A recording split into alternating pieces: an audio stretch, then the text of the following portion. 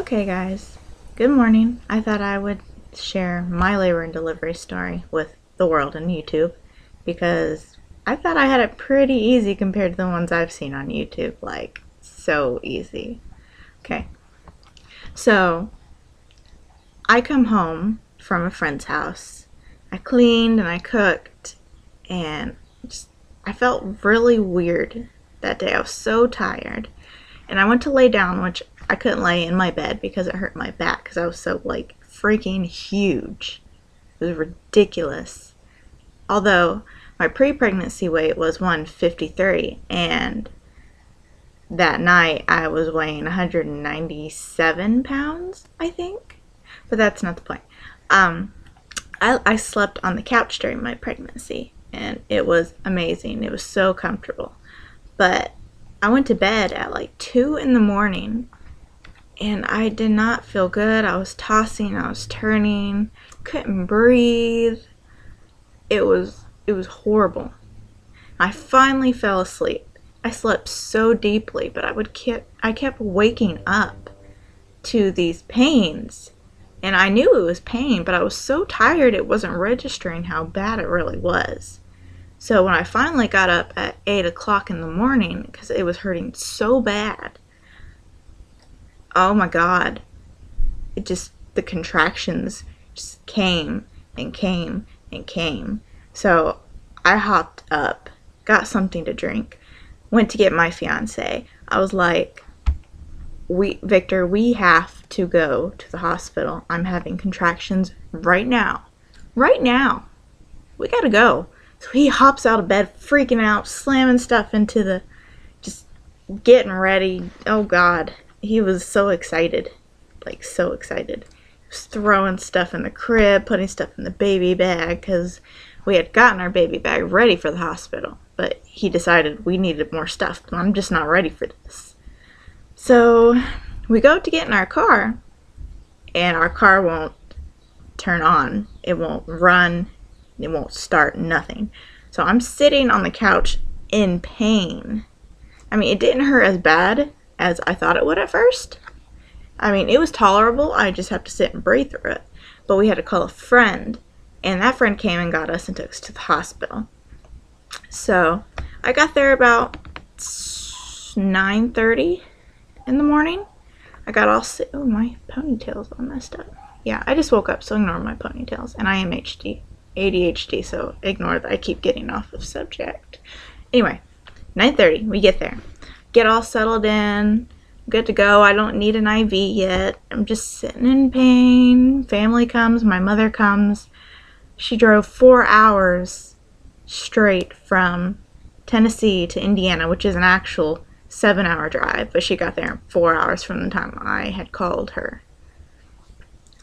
So I'm just sitting there, family's over, we're talking, I'm breathing through the pain, it's just fine. I'm fine. Nurses are astounded I'm doing so well. My water hasn't broken yet. We're doing good. So 8 o'clock at night rolls around. Starting to hurt a little bit more. Gotta concentrate. I'm getting mad at noise, at the lights. Everything. I'm telling people to shut their phones off. I don't want to hear the ringtones. I don't want to hear people talking. I don't even want to hear my fiance talking. He's got to be there, sitting on my side, just waiting for something to happen. So the doctor comes in around 8:30, and she's like, well, you're 6 centimeters dilated, so we might want to pop your water so we can get this thing on the road. And I was like, I really don't want you popping my water. I don't want you sticking some kind of like plastic thing up my vagina and then water goes everywhere. She's like, well, okay, just give it another thought. We'll wait. So 9:30 comes around. Oh my God. I am starting to hurt. The contractions are strong. They're longer. I have to shut my eyes and squeeze and breathe. My fiance was a trooper. He was sitting there and giving me pets and loves and telling me it was going to be okay. Just amazing man. Amazing man.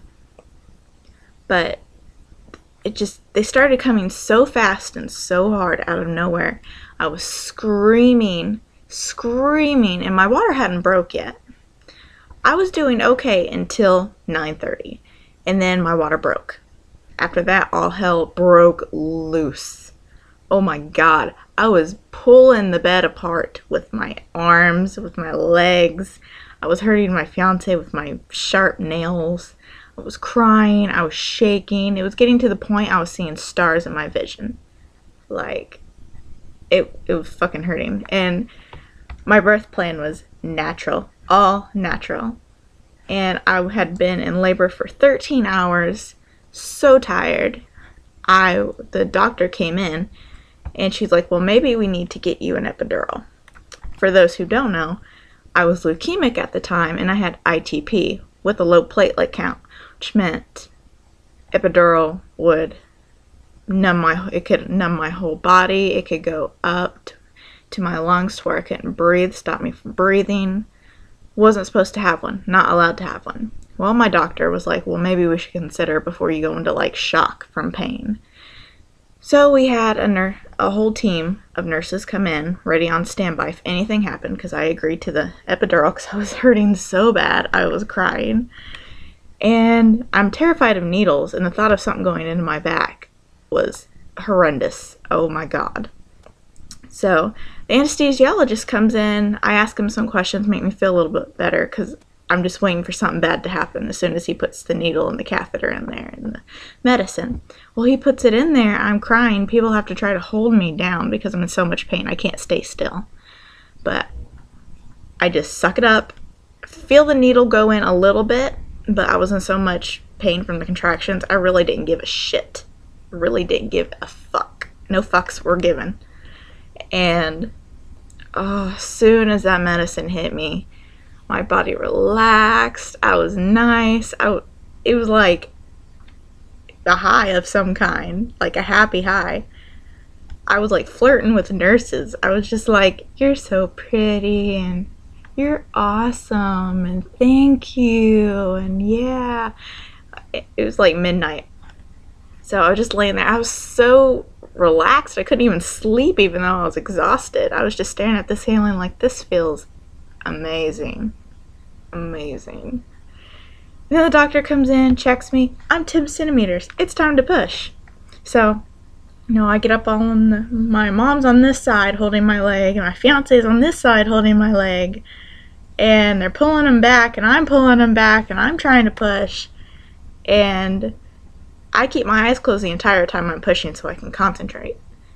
I can't feel shit. I can't feel my legs. I can't feel my stomach. I can't feel my feet. Sometimes I couldn't even feel my fingertips. I was in such this weird state of mind because the epidural felt so amazing. I was scratching at my legs and laughing because I couldn't feel them. It was ridiculous. So I pushed for 3 hours, and finally, in the middle of pushing, I opened my eyes and I realized my baby's head's out. Oh my gosh. And that just like delighted me. So I pushed even harder and she came out. Super, super, super happy. She weighed, I still have pregnancy stupidity brain, so give me a second. 6 pounds, 12 ounces. Yeah, 6 pounds, 12 ounces. I stayed in the hospital for 48 hours, the bleeding, all that nasty ass shit that happens afterward. I was so weak from pushing and just my entire labor that I couldn't hold her. I was so exhausted. But she came out smiling, believe it or not. And we were all scared that I would die during birth because my blood and the leukemia, my body wouldn't be able to take the stress of giving birth. We were also scared that something would have been wrong with her, that she would have came out not breathing or anything. But luckily I'm okay. She's okay. She's sleeping, even though it's like, I don't know, 2 in the afternoon, because that's what time I get up now. I'm a mom.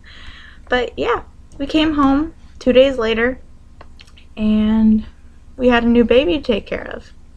Say that was my somewhat easier than most people labor and delivery story. So I will see you later.